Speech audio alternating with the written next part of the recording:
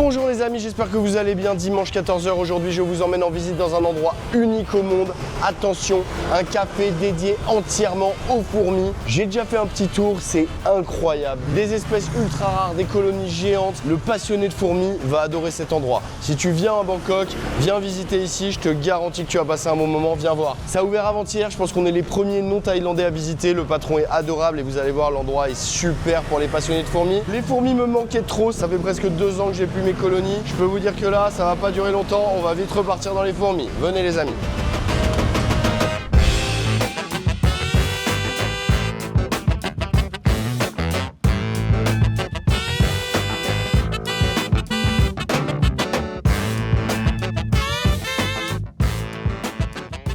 Vous voyez les scorpions, chacun son style, chacun son comportement, chacun sa manière d'attaquer. Et c'est exactement ce que j'aime dans certains jeux vidéo. En ce moment, je joue à un jeu qui a exactement ce délire. Tu collectionnes les personnages, chacun avec ses propres capacités et synergies. Et tu construis ton équipe un peu comme si tu créais une collection zoologique de différentes espèces. Au-delà de la qualité énorme du contenu, le jeu propose aussi une collection unique de personnages légendaires inspiré d'Alice au Pays des Merveilles. Avec tous les personnages, Alice au Pays des Merveilles, le Chapelier Fou, le Valet de Cœur ou même la redoutable Reine de Cœur. Et tout ça dans une version Dark Fantasy. Alice par exemple est super forte pour contrôler les ennemis et casser leur rythme. Un peu comme une espèce qui dominerait tout son environnement. Et le Cheshire Cat, alors lui il est totalement imprévisible, il est ultra agressif, un peu comme mon Parabutus. C'est typiquement le genre de personnage que j'adore jouer dans ce genre de jeu. Il est vraiment trop stylé. Ce que j'aime bien aussi, c'est qu'il y a toujours des nouveaux trucs à tester, des builds à optimiser et tu peux y jouer tranquillement, soit sur mobile, soit sur PC. Et surtout, si vous voulez tester, utilisez mon QR code. Grâce à ça, vous allez débloquer de gros bonus. Vous débloquerez instantanément un gros pack de départ avec le légendaire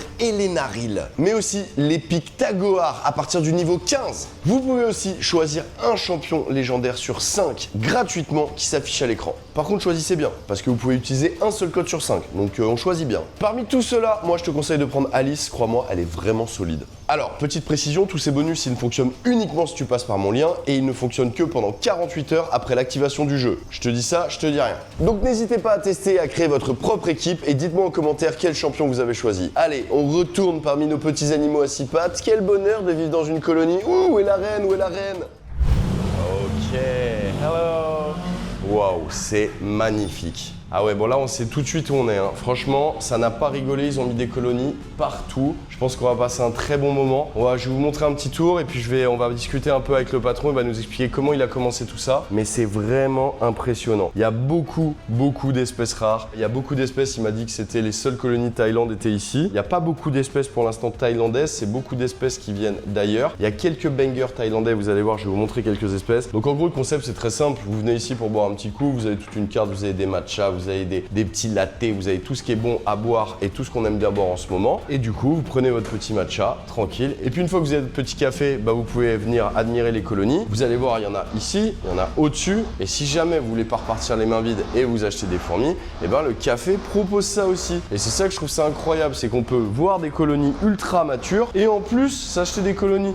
Donc pour un passionné, franchement, l'endroit il est pépite. Vous allez voir, il y a pas mal de bibliographie aussi, c'est vraiment cool. Tout en bas là, il y a une famille de fourmis qui m'a transcendés, qui sont énormes, qui sont originaires d'Australie, qui s'appellent des Myrmecia. Donc ils ont 5 espèces de Myrmecia ici, avec des colonies qui sont quand même déjà assez balèzes, et c'est surtout la taille des fourmis, moi, qui m'a bluffé. Regardez cette espèce-là, elle fait la moitié de mon doigt, j'ai envie de dire quoi. Donc les Myrmecia, elles sont vraiment impressionnantes en taille, mais aussi en couleur. Franchement, ce sont des fourmis qui sont vraiment magnifiques. Elles vont se nourrir principalement d'insectes. J'ai vu qu'il y avait des petits grillons qui se baladaient dans les bacs et qu'elles chassaient, mais ils leur donnent aussi du nectar, et les fourmis, elles ont souvent une alimentation comme ça en fonction de leur régime alimentaire. Elles vont souvent consommer du nectar d'un côté et un peu d'apport protéinique de l'autre via les insectes. Il y a aussi des fourmis comme les messors qui mangent des graines aussi. Les fourmis ont des régimes alimentaires très développés en fonction des espèces. Ce qui est vraiment intéressant chez les Myrmecia, c'est physiquement, elles sont vraiment impressionnantes, avec leurs mandibules qui sont carrément surdéveloppées. Les couleurs sont dingues. Franchement, peu importe les espèces de Myrmecia, là, moi j'adore. J'en ai jamais eu, je crois que je veux des Myrmecia. Vous verrez sur quelques colonies, il y a des plaques rouges en fait, c'est pour filtrer un peu la lumière et ça m'a très étonné parce que vous verrez dans les colonies du dessus, les colonies colonies ne sont pas cachées. Et le boss ici élève de la fourmi depuis plus de 15 ans, donc bon, il a quand même pas mal d'expérience. Il m'expliquait que sur plein d'espèces, ne pas les mettre dans le noir ne les stresse pas du tout. Et j'avoue, vous allez voir là-haut, il y a une énorme collection de honeypot ants, là, les fourmis à peau de miel, qui sont une espèce qui vient d'Afrique et qui en fait a une particularité physique, vous allez voir, hallucinante. Et il a énormément de colonies là-haut. Et j'ai vu un essaimage tout à l'heure, vous allez même voir des reines qui sont sorties de cette colonie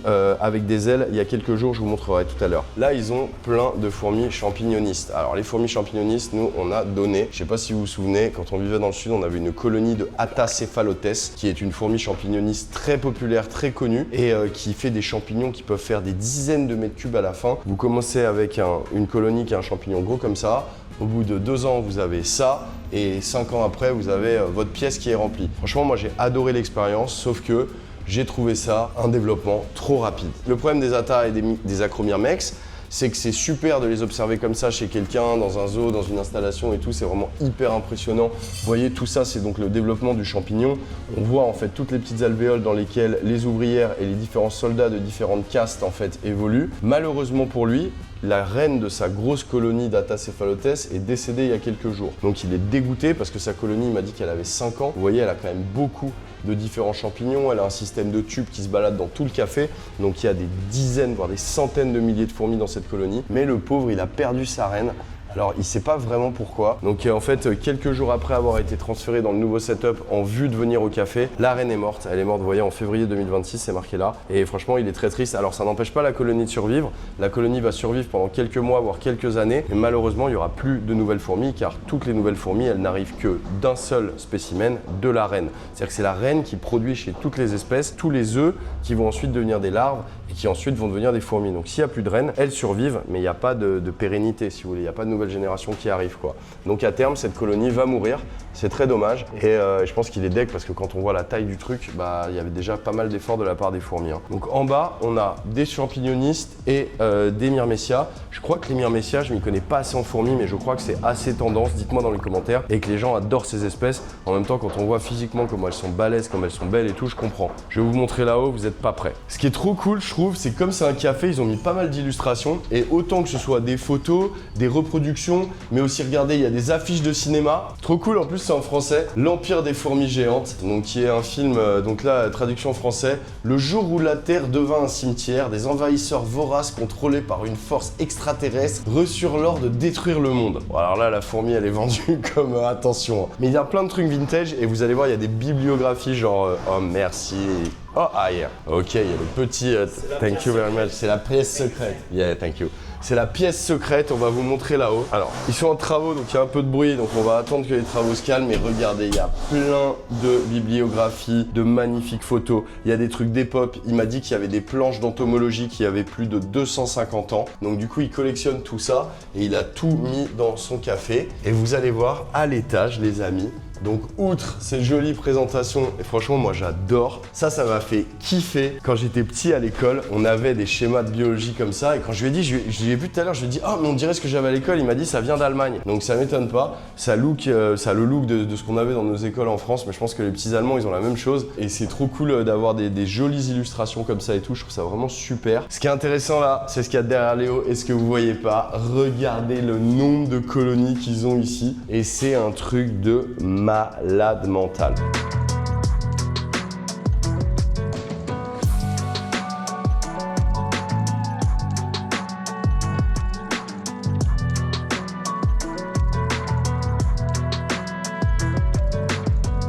Souvent, j'avoue, quand on va dans des shops ou sur des expos, on voit des petites colonies à vendre, souvent un tube à essai, une reine et quelques ouvriers.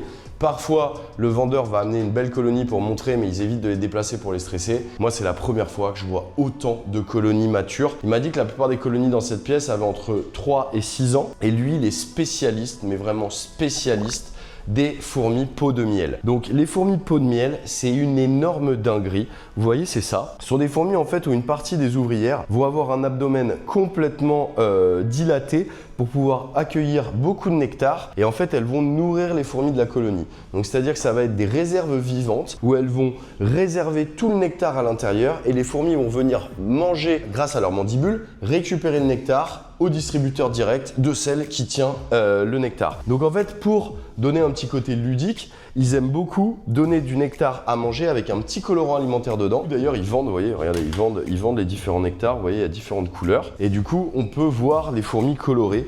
Donc personnellement, je trouve ça hallucinant. C'est des fourmis qui viennent du désert à la base et donc qui ont développé cette stratégie pour pouvoir survivre dans des climats très arides. Elles conservent le nectar directement comme si c'était des petits frigos en fait quoi. Là, j'avoue, des colonies peau de miel, j'en avais vu quelques-unes dans des expos de Thaïlande, mais je n'avais jamais vu de colonie si grosse. Là, regardez, sur la même colonie, là, il y a 1, 2, 3, 4 nids différents qui sont tous remplis et on voit toutes ces petites billes et tout, c'est vraiment ultra impressionnant. Dans l'aire de chasse, ils ont mis, donc on appelle l'aire de chasse l'endroit où les fourmis vont venir se nourrir. Les colonies de fourmis, c'est toujours fait pareil. En gros, tu as une aire de chasse dans laquelle elles viennent se nourrir, un nid dans laquelle elles vont squatter, se développer, entretenir leurs larves, leurs œufs, et une aire de poubelle. Alors là, je sais pas où il a mis la poubelle. Il y a toujours une poubelle quelque part. Elle doit être là ici. Et en fait, donc c'est là qu'elles vont amener tous les déchets. Ouais, elle est là aussi, c'est des petites aires de poubelle. Les fourmis vont développer leur colonie avec ces différents espaces qu'on leur donne. Ils ont des trucs que je n'avais jamais vu de ma vie. Par exemple, ça, Novomessor cocrelli. J'ai trouvé ça magnifique aussi. C'est vraiment trop beau. Et moi, ce qui me bluffe chez les fourmis, c'est la différence entre regarder et observer. Quand on regarde cette colonie là par exemple, à première vue, franchement on a des petites fourmis noires qui sont, physiquement elles n'ont pas l'air ouf. Mais si on s'approche, qu'on met de la lumière, on se rend compte qu'en fait elles sont vertes, vert émeraude. Elles sont vraiment incroyables. Je n'avais jamais vu cette espèce. J'ai trouvé ça mais vraiment trop beau. Et je crois que si je repars dans les fourmis là, c'est le genre d'espèce qui va vraiment me titiller parce que celles-là, je les trouve mais vraiment superbes. Elles ont un petit nid, vous voyez, le nid est relié ici, clac, à l'aire de chasse. Franchement, ça, j'adore cette espèce. Ok, là, on a deux espèces qui me font rêver, qui sont deux espèces différentes de Camponotus. Elles sont toutes les deux originaires d'habitats désertiques africains. Il y en a une qui vient du Kalahari et l'autre, je sais plus où il m'a dit, mais pareil, un désert africain. Elles ont un look, elles sont magnifiques. Et elles, on n'a pas besoin de s'approcher pour les observer pour voir qu'elles sont magnifiques. Hein. Celle-là avec l'abdomen jaune, avec les deux traits noirs, mais c'est magnifique. Et celles-là, elles sont encore plus belles. Elles ont la tête rouge, un abdomen blanc avec... Oh là là, mais c'est sublissime. J'adore ces espèces-là. Et en plus, comme je vous dis, c'est impressionnant de voir des colonies. Regardez la taille de la colonie. Il y a 3 nids, il y a des milliers d'individus d'une espèce ultra rare. Il m'a dit que ces deux-là, les seules colonies présentes en Thaïlande, elles étaient ici. Donc je pense que quand les amateurs ils viennent ici pour observer les fourmis, bah, ils adorent parce qu'ils voient des trucs qu'ils croisent pas tous les jours. Hein. Donc ça, c'est vraiment trop cool. Alors là, il y a une espèce d'Acromyrmex qui vient des États-Unis, de Californie, et qui est une espèce de fourmi champignoniste, mais originaire des déserts. Moi, je pensais que les fourmis champignonistes, elles ne vivaient que dans des environnements très humides, type jungle et tout. Et il m'a dit que pas du tout, ça vivait dans des environnements assez arides, dans des plots de forêt autour d'environnements assez arides. Donc elles doivent quand même réussir à trouver assez de feuilles et de fleurs à récolter pour pouvoir cultiver leurs champignons. Parce que ça, je vous l'ai déjà dit dans des vidéos, mais vous avez bien compris comment ça marche, les champignonistes. Elles découpent des fleurs, elles découpent des feuilles. Ces feuilles et ces fleurs, elles les font transformer en champignons. Et c'est ce champignon qu'elles mangent. Et vous allez me dire, mais le champignon, il vient d'où à la base? En gros, c'est toujours le même principe, les fourmis. Une fois que la colonie est mature, il va falloir créer de nouvelles reines. Donc il y a des reines qui vont naître. Ces reines, elles vont avoir des ailes et elles vont s'envoler de la colonie. Au moment où les reines vont s'envoler, les futures reines, les mâles aussi qui ont des ailes, vont s'envoler au même moment. Et dans les airs, il va y avoir une parade et les accouplements dans les airs à plusieurs dizaines, voire centaines de mètres de haut. Il m'expliquait que les fourmis peau de miel, elles vivent dans le désert, donc il y a des courants chauds et qu'en fait, une fois qu'elles ont envolé de la colonie, elles partent à des centaines de mètres de haut et c'est là en fait que tout va se passer dans le ciel, que les mâles vont les accoupler. Une fois que la femelle s'est accouplée, elle va redescendre au sol, elle va se couper les ailes, elle va creuser un petit trou et elle va pondre ses premiers œufs. Et ces premiers œufs vont devenir des ouvriers qui vont aider la reine et la colonie redémarre comme ça. Mais le plus fou là-dedans, c'est que quand la reine elle va s'envoler, qu'elle va quitter sa colonie, elle va emmener avec elle un tout petit bout de champignon dans ses mandibules. Et c'est ce petit bout de champignon qui va être la bouture pour les ouvrières, pour la future colonie. Ce champignon, ça fait des milliers d'années qu'elle le bouture en fait en s'envolant à chaque fois. Le champignon, il n'apparaît pas par magie, il est bouturé par la propre future reine qui part avec un tout petit bout de champi dans les mandibules. Je trouve ça incroyable. Les fourmis déjà, c'est un truc de fou, mais dès que tu mets le doigt dedans, bah, tu te rends compte qu'il y a des tonnes d'espèces, des tonnes de comportements, des tonnes de trucs. Et c'est pour ça qu'une fois que tu mets le doigt dedans, tu peux plus t'arrêter. C'est impossible. La diversité de couleurs, de comportements.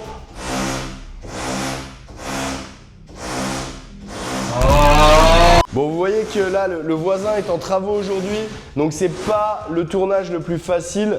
Ça y est, ça a coupé. Mais quand je vois certaines espèces comme celle-là, la Secamponotus, je les veux. Alors malheureusement, je pourrais pas les avoir, c'est la seule colonie de Thaïlande, donc je ne pourrais pas. Mais ce qui est intéressant, c'est que les gens qui se disent Ah ouais, mais tu vas au café, tu vois des fourmis, il te fait rêver et tu repars les mains dans les poches. eh ben pas forcément, parce que tu peux acheter des colonies ici. Et du coup, je lui ai dit, mais trop cool, tu vends quoi? Moi, je me suis dit, je vais repartir avec une colonie. Et il m'a dit, mais on a plein de colonies de fourmis pot de miel. Je me suis dit, mais c'est génial ça. Mes abonnés, ils vont adorer que j'ai une colonie de fourmis pot de miel. Donc je lui dis, regarde, il me dit, il y a tout ça à vendre. Tout ça, c'est des colonies de fourmis pot de miel prêtes à être vendues. Donc je me suis dit, mais super. C'est combien le prix? C'est 500 euros. C'est 500 euros la colonie fourmis pot de miel. Donc je lui ai dit, mais d'accord, mais comment ils font comment dirais-je, les hobbyistes, les passionnés ici de fourmis? Ils peuvent pas, déjà, on est dans un pays où le pouvoir d'achat est quand même moins fort qu'en Europe ou aux États-Unis. Ça peut être 2 fois le salaire minimum thaïlandais.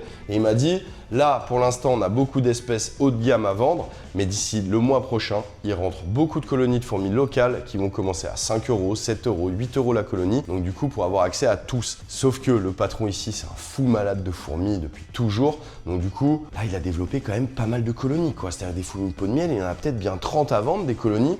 Il a aussi d'autres petites espèces, mais aussi des choses assez rares. Il a pas mal de petites colonies, mais pour l'instant, vraiment, son délire, c'est des pots de miel. Regardez, il y en a encore ici des colonies, elles sont énormes. Ça, à mon avis, je pense pas qu'ils les vendent.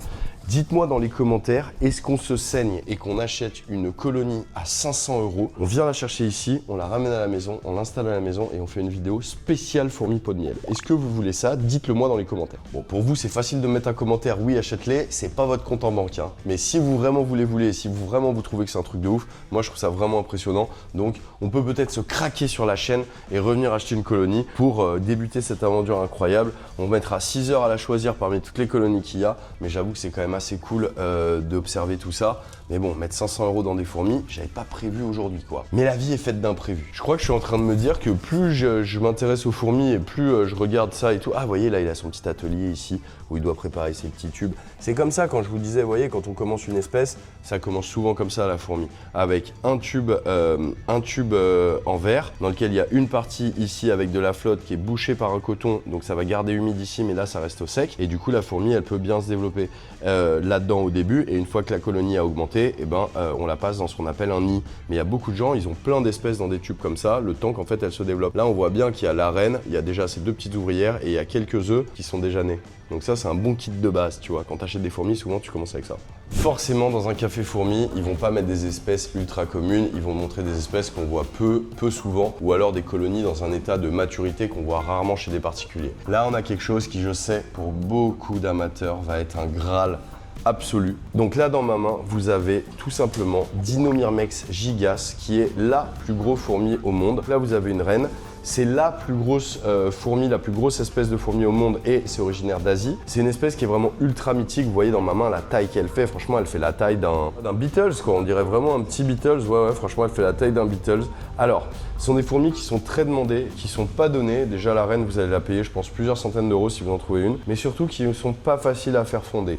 Donc du coup, renseignez-vous bien avant d'acheter ça. Parce que parfois, vous allez vous saigner en vous disant « Allez, c'est parti, je me fais une colonie d'une espèce mythique. » Mais ça marchera pas parce que soit la reine n'a pas été fécondée avant, qui est le cas de celle-là. Il m'a dit, le vendeur a été très honnête, il me l'a offert pour le café, ce qu'il m'a dit, mais il m'a dit que la reine n'avait pas été fécondée. Donc elle fait des œufs, mais ils sont pas fécondés. Donc il n'y aura pas de colonie qui va partir de celle-là. Quand vous achetez des fourmis, renseignez-vous bien. Commencez à mettre de l'argent dans une reine qui à la fin ne fondra pas de colonie, ce serait dommage. Il y a des espèces qui sont pas faciles. Mais par exemple, mes Paraponera, les fourmis balles de fusil qu'on avait achetées, je les ai maintenues quelques semaines. Ça a commencé à faire des œufs et tout, ça marchait très bien. Puis quelques mois après, il y avait quelques larves et tout, c'était trop cool. Et puis du jour au lendemain, elles sont mortes, je sais pas pourquoi. C'est pas forcément très facile les fourmis. En tout cas, toutes les espèces sont pas aussi faciles les unes que les autres à élever.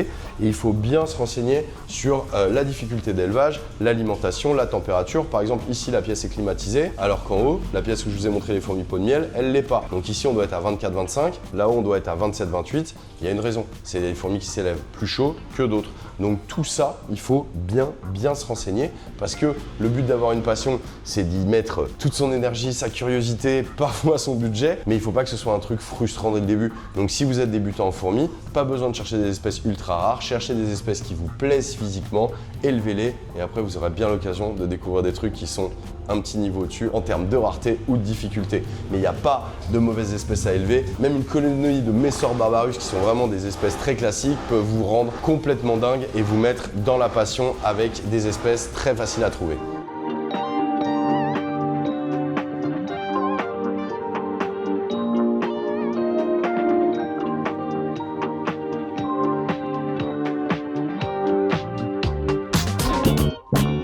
Ok, je suis avec Gan, qui est le patron de ce café Fourmi. Donc, je vais lui poser plein de questions. On va faire l'interview en anglais et on va vous traduire et tout. Vous allez apprendre plein de petits trucs, vous allez voir. Gan, thanks so much for welcoming me Hi. today. I'm very happy and I'm very amazed about the project. Is it the only one in the world, right? Yeah, I think so. Congratulations. For how long do you keep hands? I keep ant for like 10 years already. Oh, 10 years. So Yeah. 10 years of hobby and then it was too big so you want to open a cafe. Right.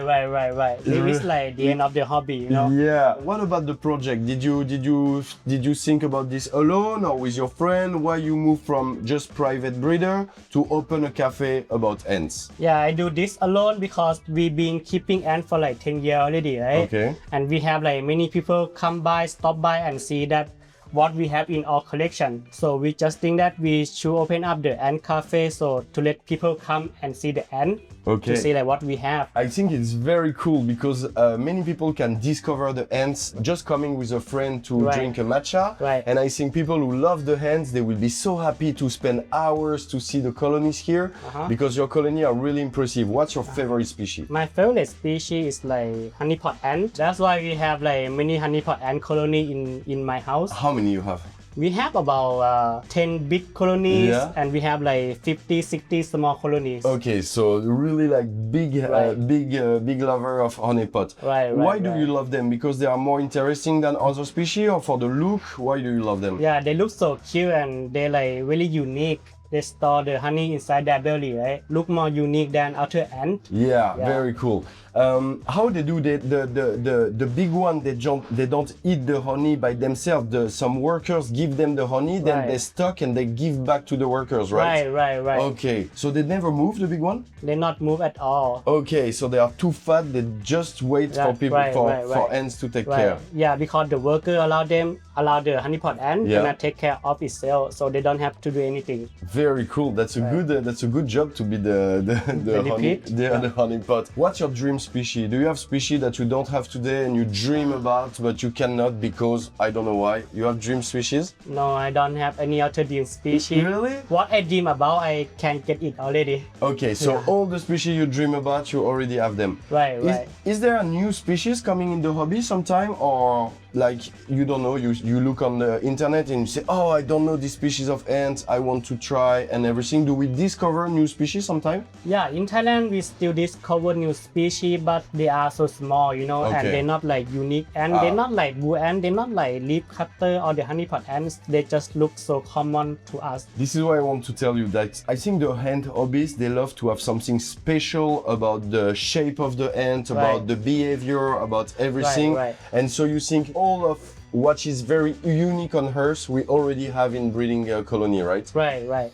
Ça c'est cool, ça veut dire que peu importe l'espèce qui vous fera rêver, vous pourrez la trouver normalement sur le marché. So you just opened recently? Yeah, we just opened like 1 week. Okay, Something just like one that, week just ago. 1 week, yeah. So, donc c'est juste le début. If we have subscribers who come in Thailand and love ants, you have to come here. Vraiment, venez ici, vous allez voir, on est en plein centre de Bangkok, c'est vraiment trop cool. Et si vous aimez les fourmis, franchement, vous allez être ravis. Là, c'est tout le début, ils vont encore implanter de nouvelles colonies, changer un peu au-dessus, rajouter des choses. On est vraiment là venu au tout début pour vous montrer ça en avant-première. Mais franchement, je pense que cet endroit, il va être banger. Thank you very much for welcoming us today. It was very, very nice to discover the place and to see all these new species. I don't say thank you because now I want back to the ants and I will have to spend big money because I love the honeypot ants. So maybe I will come back to buy you a colony. Alright, thank you. And I didn't even know that we can buy like this species, so I'm very happy. I think I will come back in the ants very quick and I will come back here to get them. Can we get the green one? They are easy to get? That's one from Australia, and we have to wait for someone to import them into the country so we can buy it. So I will maybe wait, but one day I will have them, right? Right. But That's right now great. we only have like honeypot ant and the mesocephalot. It's Okay. like one of the biggest harvester ant in the world, something like that. Yeah. Okay, so you have a good, very good stuff to enjoy the hobbies. Thank you very much, Gan. It was very nice, and I hope to come back very soon. All right. Thank you very Thank much. you. Thank you. Thank you. Thank you.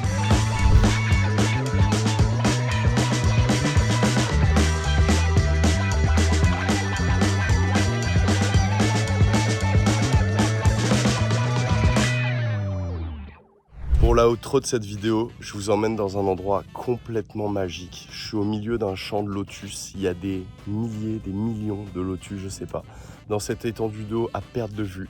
C'est incroyable. J'espère que cette vidéo sur les fourmis, elle vous a plu. On se retrouve dès la semaine prochaine pour une nouvelle vidéo. Branchez-vous dans la fourmi. Vous avez vu, il y a vraiment des espèces incroyables et pas besoin d'une espèce ultra rare ou quoi pour pouvoir se faire plaisir. On commence par des petites espèces, on se fait la main et après on cherche ce qu'il y a de moins commun, vous voyez. En tout cas, je vous laisse avec quelques plans de cet endroit complètement magique. Vraiment, regardez ça, c'est incroyable.